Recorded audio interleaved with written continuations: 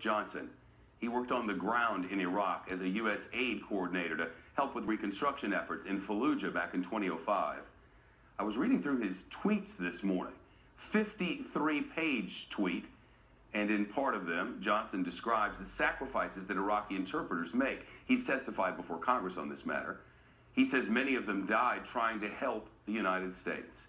Johnson writes, and I'll read a few of them here, over 100,000 of these Iraqis risked their lives for us during the war. They bled for our country. You said before signing, we only want to admit those into our country who will support our country and love deeply our people. I'd like you to know about some of those people. Homeboy lost his leg dragging a wounded U.S. Staff Sergeant from Minnesota out of the field of fire. He spent 4 years being vetted before coming here. Hossam helped U.S. build schools. When insurgents found out in October of '06, they left a severed dog head on his front step that said, "Run." Faisal, an interpreter for the troops you command, died of a suicide bomb on 3/14/08.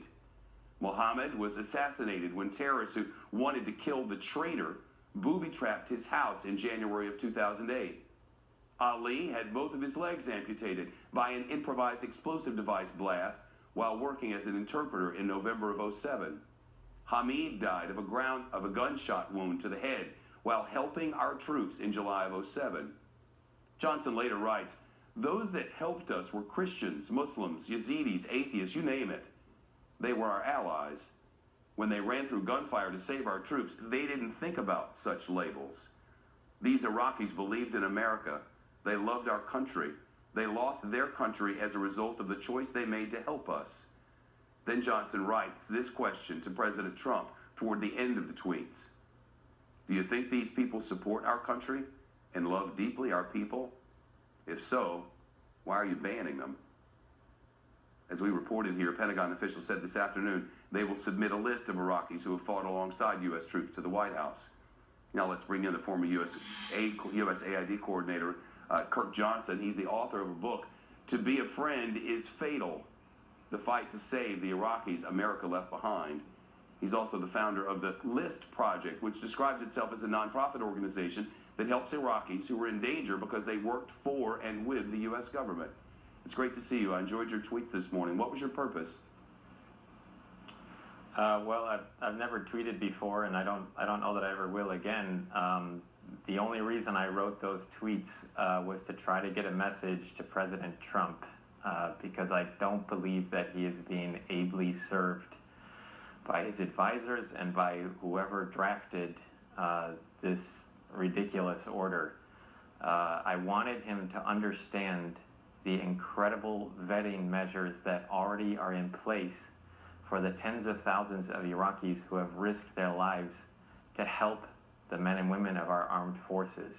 I've seen so much misinformation about this, and a lot of normal Americans are confused about what is going on, and they understandably think, what's wrong with trying to protect us from dangerous people?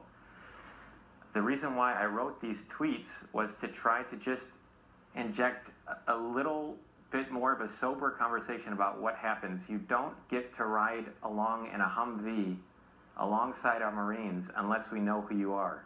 My colleagues regularly submitted to polygraph examinations. They've had their eyeballs scanned. In order to apply, they have to have U.S. service members vouching for them. They have aid workers. They have diplomats. In many cases, they have U.S. government-issued badges, which most Americans don't have. These are the most documented refugees on the face of the planet.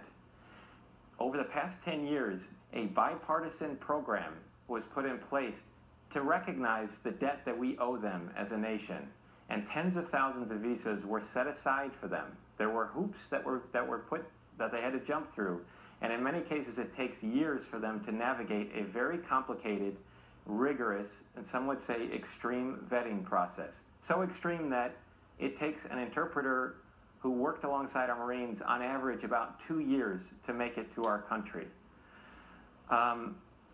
What this ban has done, very unfortunately, is it has essentially left these people behind.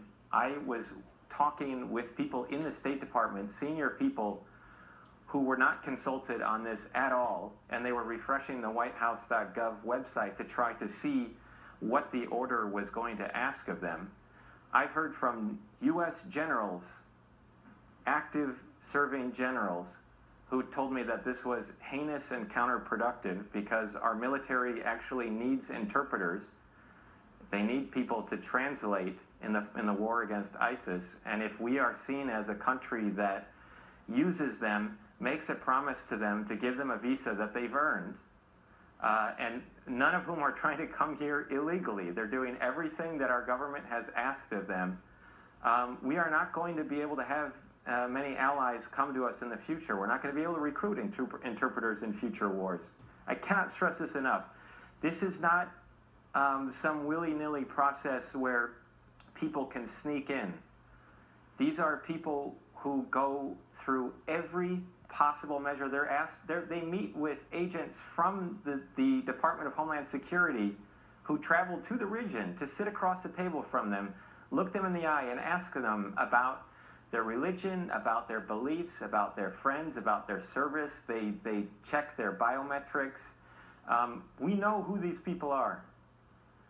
And so why I wrote this, I don't want these people to be left behind. And I should say that all refugees go through this kind of screening.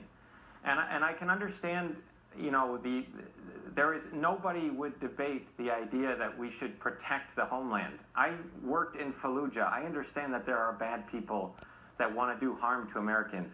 All I'm trying to convey to the president is that he is screwing over on the poor advice of his advisors, the very people who are trying to help us kill terrorists.